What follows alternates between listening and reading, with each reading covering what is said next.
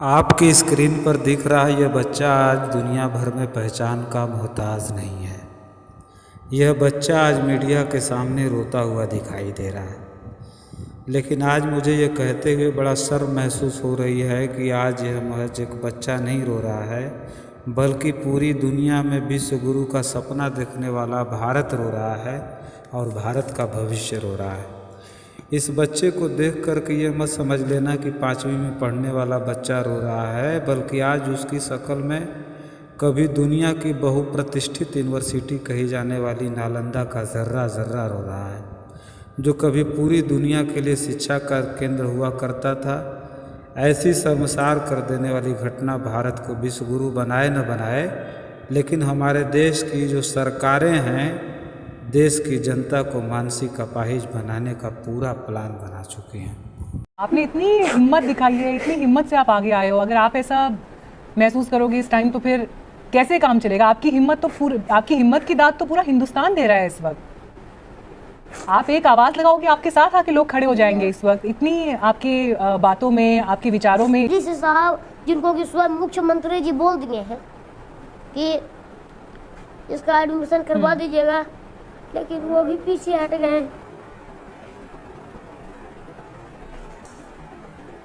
आपके बारे में ये मालूम चला कि आप खुद बच्चों को पढ़ा भी रहे थे। करीब 30 के आसपास बच्चे ऐसे हैं जिनको आप पढ़ा रहे थे। आप तो खुद अभी इतने नन्हे हैं, छोटे हैं। आप उन बच्चों को क्या एजुकेशन दे रहे हैं इस टाइम पर?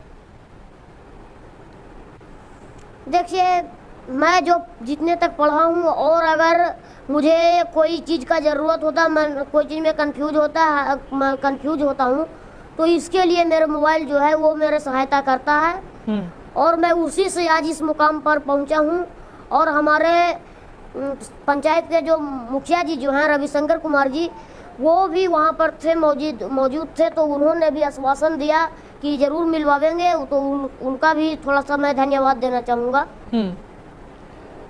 चलिए, हमारी शुभकामनाएं आपको, और उम्मीद यही कि आपने जिस तरह से अपने सवाल को मुख्यमंत्री के सामने रखा है, और उसके बाद चाहे आश्वासन हो या फिर जो लोग मदद के लिए आगे आ रहे हैं, आपकी जो लड़ाई है वो सही अंजाम तक जरूर पहुंचे और जल्द से जल्द इसके लिए इंतजाम हो, और आगे कभी किसी बच्चे को दोबारा ऐसे मुख्यमंत्री के सामने शिक्षा के लिए कम से कम गुहार ना लगानी पड़े। यही हमारी उम्मीद है।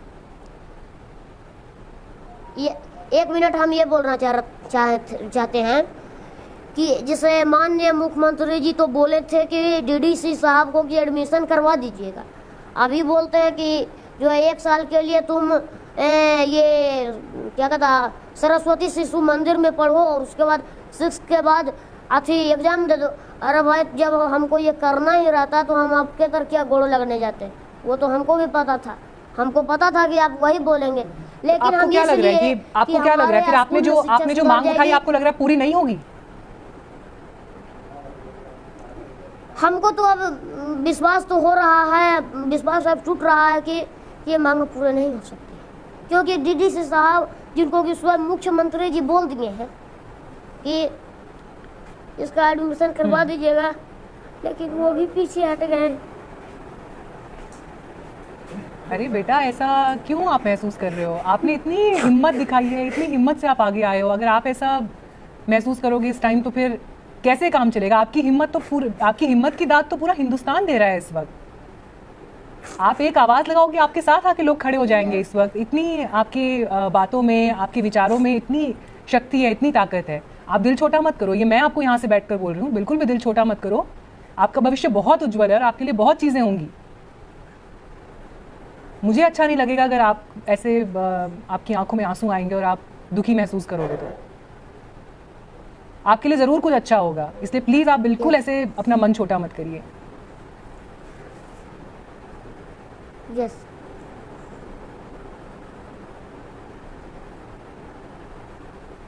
सब अच्छा होगा।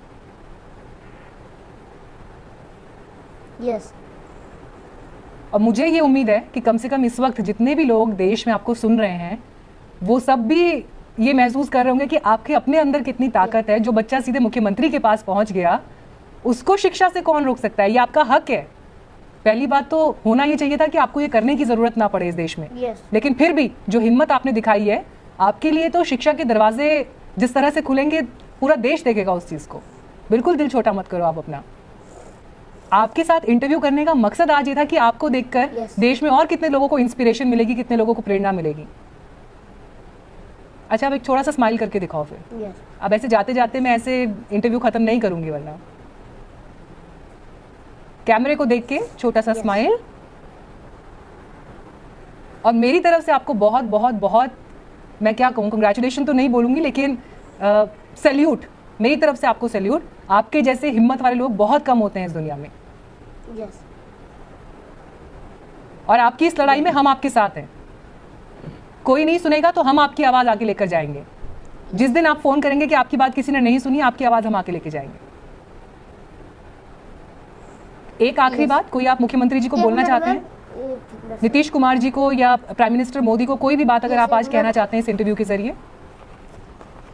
मैं उनसे यही बात बताना चाहता हूँ, मैं वो दोनों से यही बात बताना चाहता हूँ, माननीय देश के प्रधानमंत्री जी और माननीय हमारे बिहार के मुख्यमंत्री जी श्री नीतीश कुमार जी और श्री नरेंद्र मोदी जी से, कि चाहे सैनिक हो चाहे सिविल तलाव, दोनों में से किसी एक में सर एडमिशन करवा दीजिए और IAS बनने तक हमको रख, उसके बाद आपकी ज़रूरत नहीं, उसके बाद हम खुद अपने देश को आगे ले जाएंगे।